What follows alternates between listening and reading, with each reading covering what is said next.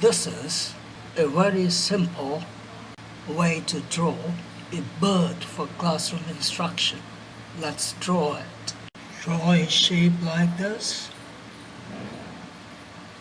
Draw another shape starting from here,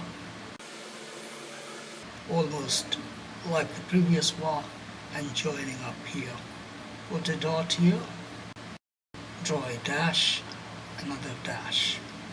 Draw a vertical line, ending with 3 pointed dashes.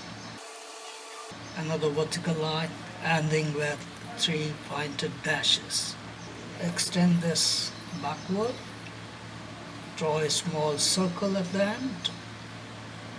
Draw a curvy line like this.